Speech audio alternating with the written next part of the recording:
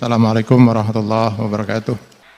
Perpecahan antara Sunni dan Syiah itu terjadi karena persoalan politik. Setelah kemudian terpecah, lalu mereka menciptakan hukum-hukum fikih sendiri karena tidak mau sama dengan musuhnya. Ini kan sebenarnya persoalan politik. Dan persoalan politik itu kan mengajari kepada kita, ketika perpecahan itu terjadi karena persoalan politik, maka marahnya awet, dendamnya awet. Makanya permusuhan antara Sunni dan Syiah itu bertahan sampai hari ini, 1500 tahun sampai hari ini. Dan itu akan menciptakan tafsir-tafsir sendiri, menciptakan juga enklav-enklav dan firqah-firqah sendiri. Ini terjadi. Lalu dari tafsir-tafsir ini kalau kita perhatikan, ini kan tergantung mufassirnya. Kalau mufassir itu hidup pada zaman keterpurukan politik Islam, maka produk tafsirnya itu adalah tentang kebangkitan-kebangkitan politik Islam. Contoh, Ibnu Taimiyah kalau kita lihat dari Majmu' al-Fatawa sama dengan Taklid As-Siyasatu Syariah misalnya. Ini tentang bagaimana Ibnu Taimiyah membangkitkan orang-orang Arab supaya punya hegemoni politik lagi. Karena memang Ibnu Taimiyah ini hidup setelah tumbangnya Bani Abbasiyah tahun 1258 setelah diserbu oleh bangsa Mongol, dan kemudian hidup pada zaman kerajaan-kerajaan di Eropa ingin menguasai Yerusalem.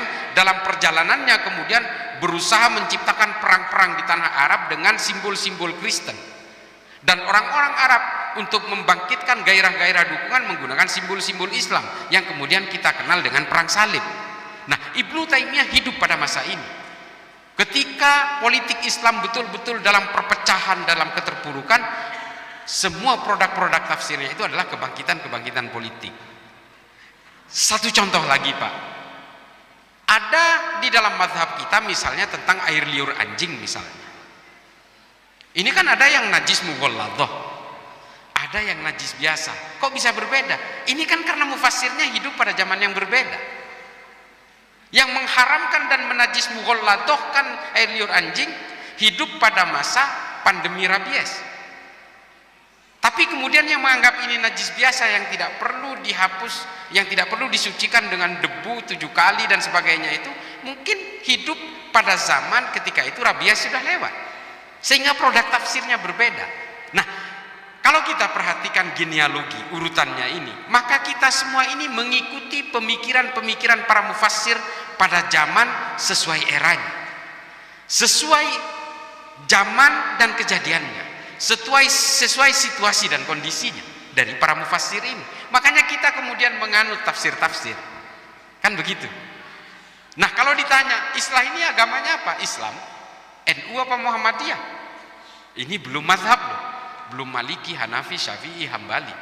Belum manhaj Sunni, Syiah, Salafi atau Salafi Wahabi. Belum ke sana. Belum ijtihad kita. Nah, maka semua kita ini adalah penganut tafsir-tafsir. Tapi persoalannya kemudian adalah banyak tafsir-tafsir yang dirumuskan oleh para mufassir pada zamannya yang kemudian dilaksanakan pada zaman hari ini yang berbeda. Contoh paling anyar adalah apa yang dilakukan oleh pemerintah Arab Saudi. Bagaimana kemudian Arab Saudi berusaha mengubah semua pemahaman-pemahaman agama yang dijadikan sebagai undang-undang negara.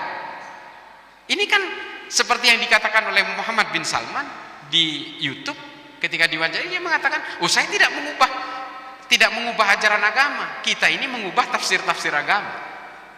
Nah, sama seperti Darul Iftah di Mesir. Majelis ulamanya Mesir kan menghalalkan bank. Bank konvensional ini dihalalkan oleh Darul Iftah dengan pertimbangan, kita hari ini kalau tetap mengharamkan bank konvensional, maka kita semua akan menjadi orang munafik. Dan kita naik haji nggak boleh naik pesawat.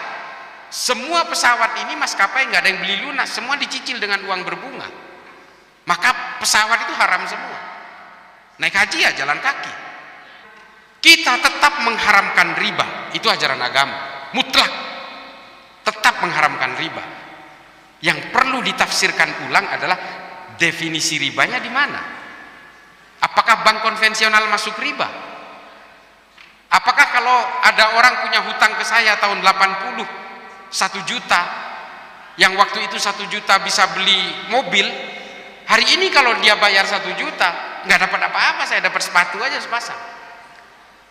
Kalau kemudian saya meminta sesuai dengan added value of money, sesuai dengan nilai mata uangnya hari ini, saya minta sesuai dengan harga waktu di tahun 80 itu 1 juta dapat Kijang, ya saya minta hari ini dapat Innova. Apakah itu bunga? Nah, kejadian-kejadian seperti ini yang harus dirumuskan ulang. Kita semua ini adalah penganut tafsir-tafsir itu. Orang Islam di Indonesia ada yang toleran, ada yang menganggap kalau melihat salib itu ada jin kafirnya. Ini kan tafsir semua. Nah, tinggal kita ambil, kalau memang kita, ini kata Habib Ali Al-Jufri, kalau kita memang dianggap sebagai pemeluk agama, ya maka kita kembalikan fungsi agama ini kepada proses turunnya. Apa itu? Menjunjung tinggi kemanusiaan dan menghargai kemanusiaan serta menciptakan kedamaian. Itu tujuan agama. Karena Allah itu menurunkan agama-agama beserta kitab sucinya ketika manusia itu sudah lalai menciptakan kedamaian dan manusia sudah lupa terhadap kemanusiaan. Turunlah Nabi Musa, turunlah Nabi Daud, turunlah Nabi Isa, termasuk turunlah Nabi Muhammad. Nabi Muhammad ini kan ingin diberi tugas oleh Allah supaya menyelesaikan manusia yang sudah keluar jalur ketika anak perempuan lahir dibunuh oleh orang-orang jahiliyah. Ini kan sudah konsep-konsep melawan kemanusiaan. Maka Nabi Muhammad dilahirkan di Mekah, turunlah Al-Quran, maka terciptalah Islam. Tuhan sangat peduli, Allah itu betul-betul peduli dengan tingkah laku sudah melanggar konsep-konsep kemanusiaan, dan ketika manusia sudah tidak sanggup lagi menciptakan kedamaian, turunlah agama baru, nabi baru, dan kitab suci baru. Artinya apa? Allah peduli betul dengan persoalan ini. Inilah tujuan agama-agama itu diturunkan. Oh, ini kalau kita baca kitabnya ini panjang sekali ini. Bagaimana Allah itu menurunkan agama-agama dan bagaimana manusia itu harus berakhlak. Banyak sekali literaturnya. Dengan beragama kita kemudian dituntut untuk menciptakan kedamaian dan menghargai manusia lainnya. Makanya Nabi itu selalu mengulang-ulang khairun nas anfa'uhum linnas. Ini kan diulang-ulang. Mengapa Nabi tidak menggunakan mukminin atau muslimin? Mengapa menggunakan annas, manusia secara universal? Karena memang manusia yang paling baik itu adalah manusia yang berguna bagi manusia lainnya. Tidak secara spesifik orang Islam atau orang beriman, manusia secara umum. Nabi betul-betul concern dengan persoalan-persoalan kemanusiaan dan kedamaian. Makanya menjelang wafatnya Nabi itu ummati dan sebagainya. Betul-betul concern sekali. Karena tugas dari Allah itu ya ini. Makanya Nabi mengatakan Islam harus menjadi agama yang bisa menjadi rahmat bagi seluruh alam semesta. Ini adalah dalam rangka konsep kedamaian dan kemanusiaan. Jadi kalau hari ini ada ulama yang menjelek-jelekan keyakinan orang, yang mencaci maki keyakinan orang, yang berusaha meminta kita untuk membenci orang lain, berusaha mengaktifkan gerakan-gerakan dehumanism, mengumbar caci maki kepada sesama orang Islam maupun orang yang berbeda keimanan, ini kan sebenarnya keluar dari konsep agama. Ini tafsir-tafsir yang tidak boleh kita anut.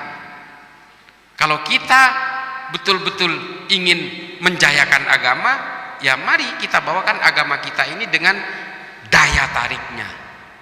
Sebagai Islam yang rahmatan lil alamin, kita harus betul-betul bisa menjaga kedamaian dan kemanusiaan supaya orang tertarik semua. Kalau dikit-dikit caci maki, dikit-dikit jadi pelaku bom bunuh diri, dikit-dikit ingin nembak orang, membinasakan orang, nggak ada yang tertarik sama Islam. Semoga Allah senantiasa menuntun kita di jalan yang diridhoinya. Aku qouli hadza, astaghfirullah li wa lakum. Wassalamualaikum warahmatullahi wabarakatuh. Terima kasih.